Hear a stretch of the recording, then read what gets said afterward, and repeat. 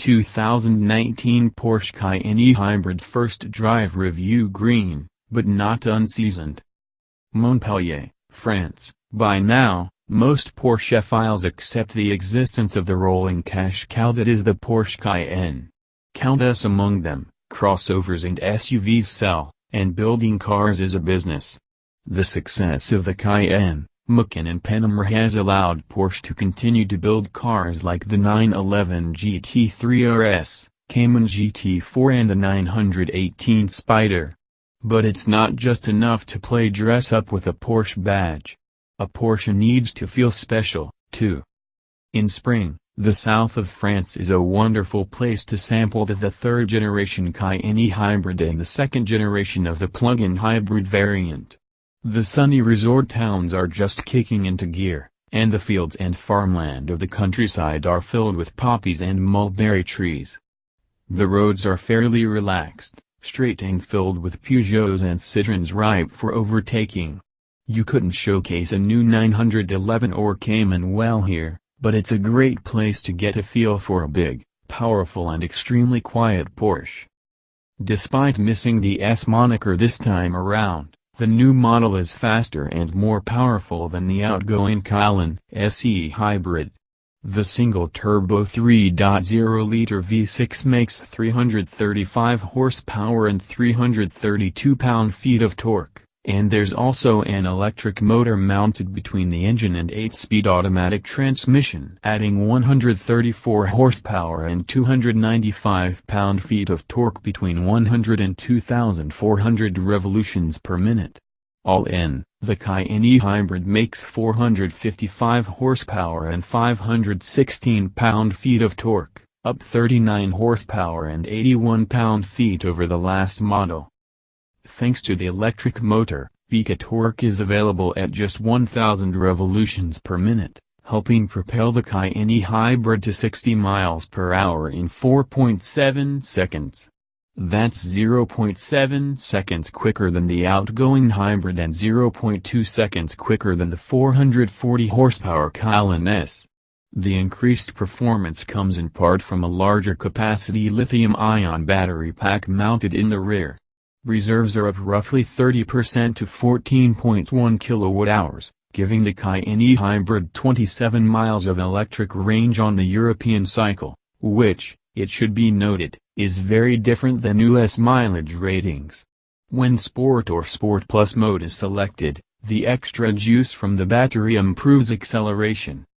There are 6 drive modes in total, 4 selectable from a knob on the steering wheel and 2 more from a menu in Porsche's slick and handsome infotainment system. E-Power mode, always selected on startup, provides full electric driving. Hybrid Auto mode combines both powertrains for the most efficient driving. Sport and Sport Plus use the electric motor and battery to provide peak performance.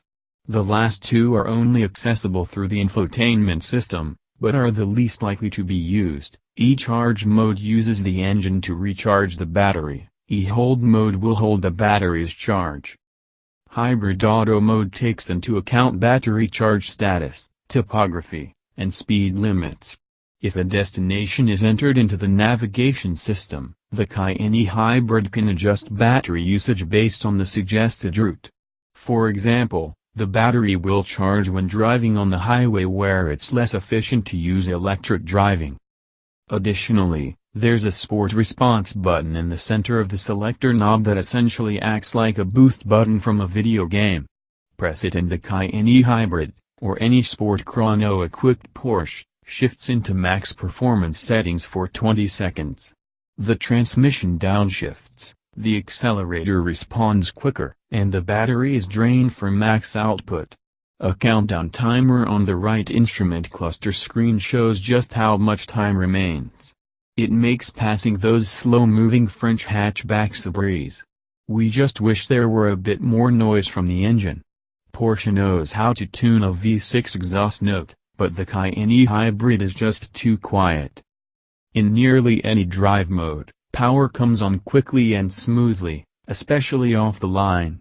The engine is responsive, and the transmission never has to hunt. There's ample power when you need it. It's only in pure EV driving that things feel sluggish. Without any gas assistance, it takes the Cayenne e-hybrid nearly 7 seconds to hit just 40 miles per hour. No 0 to 60 miles per hour time is available. That's fine in a city, but it's not enough for highway merging or passing. Luckily, even in e-power mode, pressing the accelerator past the kickdown point will automatically kick on the gas engine for maximum acceleration. Despite weighing 600 pounds more than a Cayenne S, at 5,060 pounds total, the e-hybrid's Porsche Active Suspension Management (PASM) and Porsche Dynamic Chassis Control (PDCC) do a wonderful job of keeping the Cayenne flat and composed in a corner. There's no mid-corner wallowing or awkward floating. There's ample grip, too, thanks to staggered front and rear rubber. It's not quite as precise or nimble as the regular Cayenne, but it's still a joy to drive. The $1,620 rear axle steering system does a fantastic job of virtually shrinking the Cayenne. Aided by firm and accurate steering, the e-hybrid turns in easily and can be precisely positioned in a corner. At low speeds, the front and rear wheels turn in the opposite direction, shortening the wheelbase. At high speeds, all four wheels turn the same direction to help with stability. It's totally discreet and a must-have option if you plan to drive a Cayenne with any real anger. Unfortunately, the Cayenne e-hybrid doesn't seem to know how to relax. The firm suspension and enhanced chassis management are great when moving through corners, but the ride quality can be a bit harsh when just cruising, even in the e-hybrid's softest setting. There's only so much Porsche engineers can do to counteract the extra weight from the battery.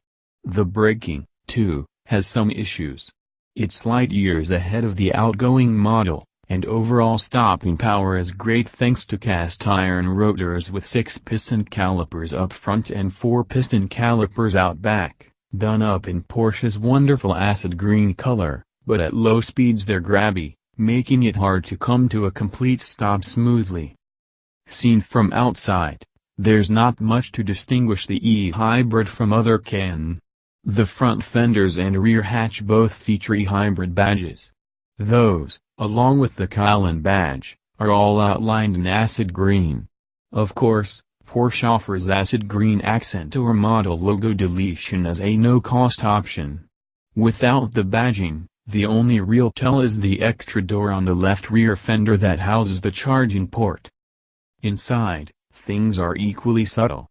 The needles on the tachometer and sport chronodial are both acid green.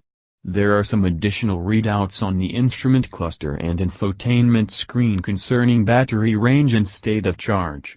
Similar readouts in the infotainment screen can be accessed with a new hybrid button on the center stack.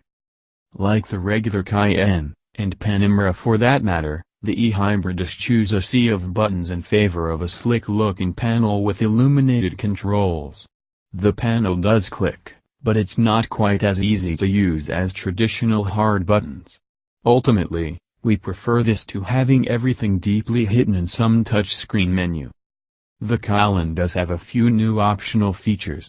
This is the first Porsche model with available 22-inch wheels, though none of the test vehicles were available with these. We're sure they look great but will almost certainly make ride quality worse. The Cayenne also comes with Porsche's first head-up display. It comes with a variety of full-color readouts, including speed, lap time and lap number and navigation directions. Again, none of Porsche's test vehicles on this drive were equipped with a HUD.